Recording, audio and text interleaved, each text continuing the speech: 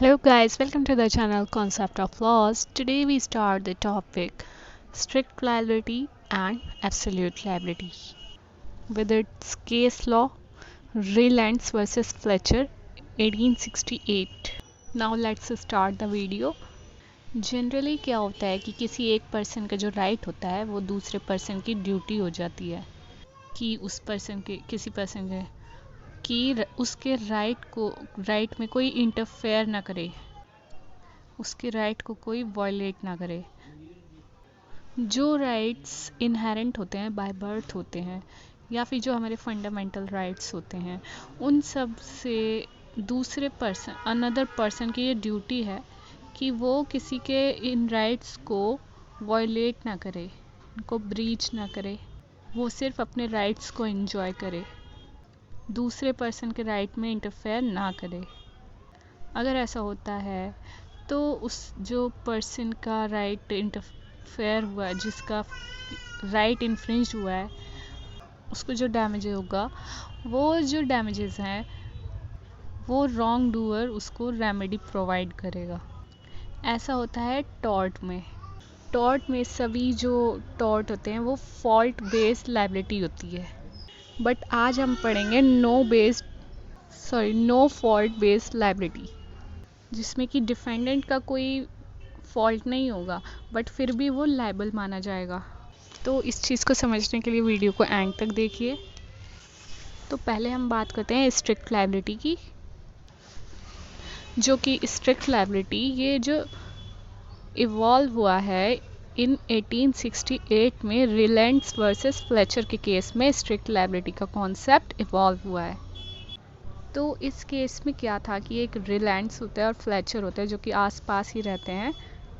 रिलायंस के जो लैंड होता है उसमें माइंस होते हैं और जो फ्लेचर होता है उसके लैंड में मिल्स होते हैं। इस मिल को चलाने के लिए उनको काफ़ी सारी एनर्जी रिक्वायर्ड थी।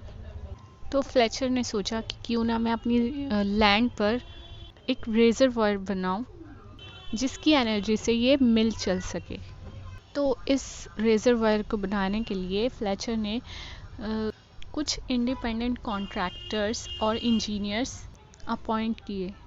अब रिजर्वॉयर बनाते वक्त इन लोगों ने देखा, यही जो इंडिपेंडेंट कॉन्ट्रैक्टर्स हैं, इन्होंने देखा कि यहाँ पर ज़मीन पर कुछ बहुत ज़्यादा माइन शाफ्ट्स पड़े हुए हैं, जिसको ना ही उन्होंने कवर किया और ना ही कोई ध्यान दिया। इस वजह से क्या हुआ कि जैसे ही रिजर्वॉयर बन के तैयार हुआ और पानी भरा गया, तो माइन शाफ्ट्स के थ्रू सारा पानी रिलायंस के माइंस में चला गया, की वजह से कि रिलायंस को काफ़ी नुकसान हुआ। तो रिलायंस ने फ्लेचर को इस नुकसान के लिए स्यू किया। तो इशू ये बनता है कि फ्लेचर ने ये कहा कि ये जो सब गलती थी ये इंडिपेंडेंट कॉन्ट्रैक्टर्स की थी। तो क्या उन लोगों की गलती की वजह से फ्लेचर को लायबल माना जाएगा? जो कि हुआ था उनके ही लैंड की वजह से, बट जो गलती थी वो इंडिपेंडेंट कॉन्ट्रैक्टर्स की थी। तो इसमें जजमेंट ये आया कि जो सारी लायबिलिटी है, जो भी नुकसान उसको रिलायंस को हुआ है, उस सब की लायबिलिटी जो है फ्लेचर की है। तो यहीं से ये कॉन्सेप्ट आया स्ट्रिक्ट लायबिलिटी का। इस कॉन्सेप्ट के तीन बेसिक प्रिंसिपल्स हैं। अगर अपने लैंड में कोई डेंजरस चीज़ लेकर आता है और अगर वो एस्केप कर जाती है, और इस एस्केप के वजह से अगर किसी को कोई डैमेज होता है, तो सामने वाले की प्राइमा फेसी लायबिलिटी बनती है। तो इन तीनों प्रिंसिपल्स को हम इस केस में अप्लाई करके देखते हैं। अगर कोई इंसान अपने लैंड में कोई डेंजरस चीज़ लेकर आता है, इसे आप ऐसे समझिए जैसे कि non natural use of land, जो कि कुछ ऐसी चीज़ें होती हैं जिनका कि यूज़ नहीं किया जाता है, वो बहुत डेंजरस मानी जाती हैं। मतलब ऐसी चीज़ जो कि नॉर्मली वहाँ नहीं मिलती, पर आप अपने कुछ स्पेशल पर्पज़ के लिए आप उसको वहाँ पर लाएं।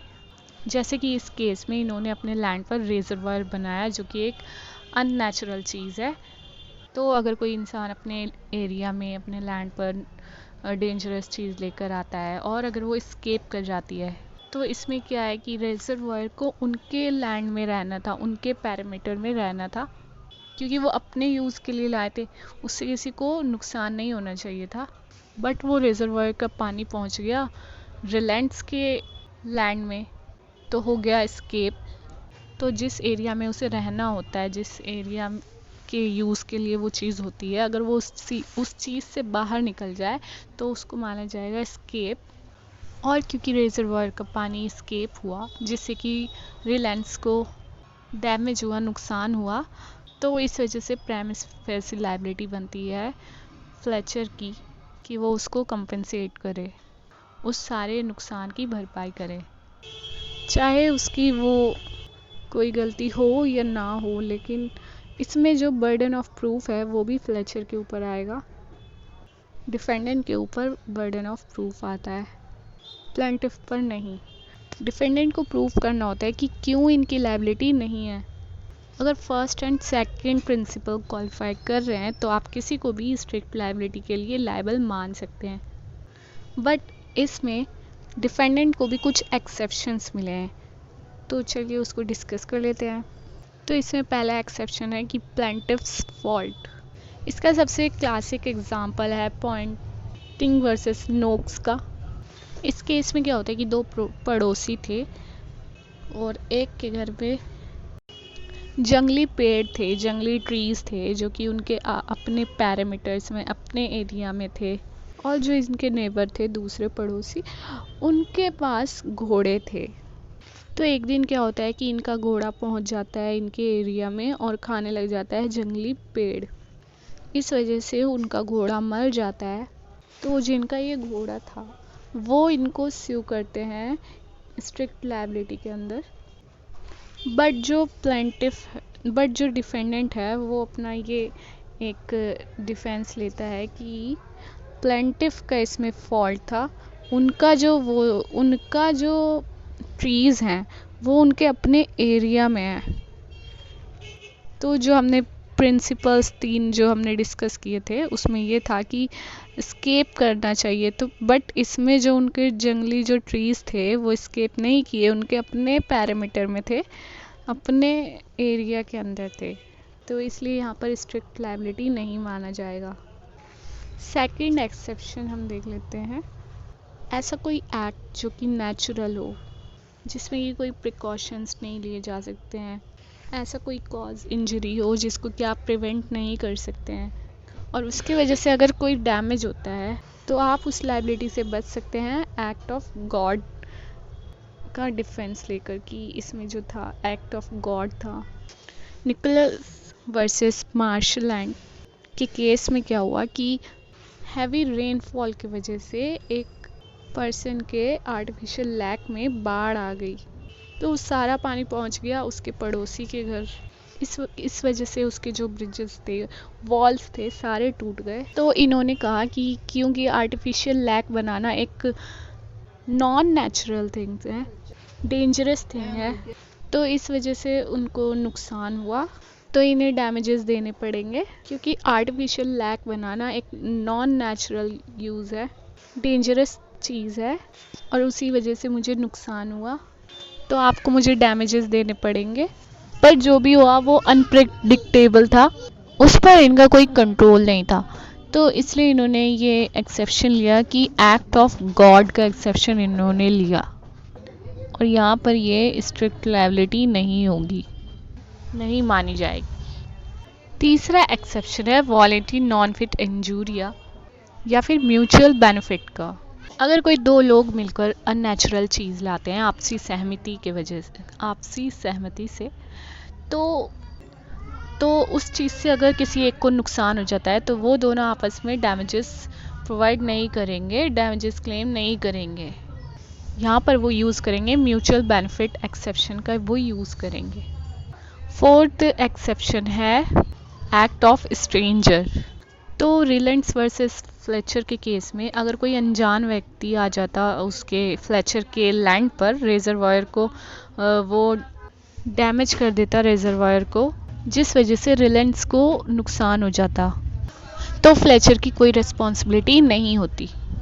बट अगर फ्लेचर को पता हो कि कोई और अनजान व्यक्ति रिजर्वायर को डैमेज कर सकता है, जिस वजह से रिलायंस को नुकसान हो सकता है, तो उसे प्रॉपर रीजनेबल केयर लेनी पड़ेगी ताकि ऐसा ना हो। फिफ्थ एक्सेप्शन है स्टैट्यूटरी अथॉरिटी, अगर कभी गवर्नमेंट या फिर स्टेट ऐसा करे, जैसे कि रोड बनाना और हाईवे बनाना, और इस वजह से अगर नुकसान हो तो इसमें किसी की लायबिलिटी नहीं बनती। तो चलिए एक केस को डिस्कस करते हैं। MC Mehta versus union of India कि यूनियन कार्बिट नाम की एक कंपनी ने भोपाल में अपना प्लांट सेटअप किया। ये प्लांट पेस्टिसाइड और ऐसी ही चीज़ें मैन्युफैक्चर करता था। एक टन में होते हैं 407 किलो।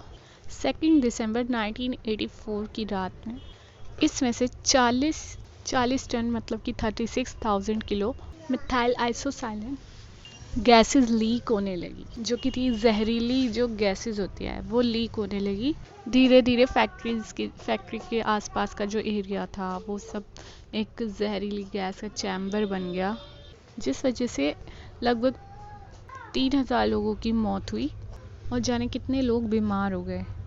इन्वेस्टिगेशन के दौरान पता चला कि जो भी सेफ्टी सिस्टम्स थे सारे के सारे नॉन फंक्शनल थे। इसी केस को भोपाल गैस ट्रेजेडी भी कहा जाता है। एमसी मेहता के केस में इंडिया में पहली बार एब्सोल्यूट लायबिलिटी का कॉन्सेप्ट इवॉल्व हुआ। स्ट्रिक्ट लायबिलिटी 18वीं सेंचुरी का कॉन्सेप्ट है। जैसे जैसे डेवलपमेंट होने लगी, दुनिया में प्रोग्रेस होने लगे, साइंटिफिक डेवलपमेंट होने लगे, अलग अलग कंट्रीज़ एब्सोल्यूट लायबिलिटी का कंसेप्ट अडॉप्ट करने लगे। इसके इंग्रेडिएंट्स कहते हैं, अगर कोई एंटरप्राइज मतलब फॉर प्रॉफिट ऑर्गेनाइजेशन किसी भी डेंजरस या फिर हैजार्डस एक्टिविटी में इन्वॉल्व है और अगर उससे कोई भी नुकसान होता है। तीसरा इंग्रेडिएंट है स्केप इज़ नॉट नेसेसरी। ये ज़रूरी नहीं है कि ये हैजार्डस चीज़ पेरीमीटर के बाहर जाए और तभी नुकसान हो। अगर पेरीमीटर के अंदर, फैक्ट्री के अंदर भी कोई नुकसान होता है तो वो जो वर्कर्स हैं वो मालिक को एब्सोल्यूट लायबिलिटी पर सू कर सकते हैं। तो स्ट्रिक्ट लायबिलिटी और एब्सोल्यूट लायबिलिटी के क्या क्या डिफरेंसेस हैं। फर्स्ट है कि स्ट्रिक्ट लायबिलिटी किसी पर्सन के बारे में बात करता है और जो एब्सोल्यूट लायबिलिटी है ये किसी एंटरप्राइज के बारे में बात करता है, मतलब कि कोई प्रॉफिट ऑर्गेनाइजेशन हो। स्ट्रिक्ट लायबिलिटी में लायबल होने के लिए कोई भी जो डेंजरस चीज़ है वो स्केप होनी चाहिए और उसका स्केप होना ज़रूरी है। और जो ये एब्सोल्यूट लायबिलिटी है इसके अंदर स्केप ज़रूरी नहीं है। और तीसरा डिफरेंस ये है कि स्ट्रिक्ट लायबिलिटी में डिफेंडेंट को कुछ एक्सेप्शंस मिले हुए हैं जिसे यूज़ करके वो लायबिलिटी से बच सकता है, बट एब्सोल्यूट लायबिलिटी में डिफेंडेंट के पास कोई एक्सेप्शन नहीं होते हैं। अगर उसकी वजह से किसी को नुकसान होता है तो ही shall be absolutely liable. Absolute liability में जब भी हम क्वांटम ऑफ डैमेजेस कैलकुलेट करते हैं that is directly proportionate to the size of enterprise. तो जिस भी एंटरप्राइज से गलती हुई है वो एंटरप्राइज कितनी बड़ी है वो देखकर क्वांटम ऑफ डैमेजेस डिसाइड किया जाता है। तो इसी के साथ हमारा टॉपिक पूरा होता है, और अगर आपको और वीडियोस देखना है तो please subscribe our channel and like the videos. So मिलते हैं नेक्स्ट वीडियो में, तब तक के लिए बाय बाय, टेक केयर।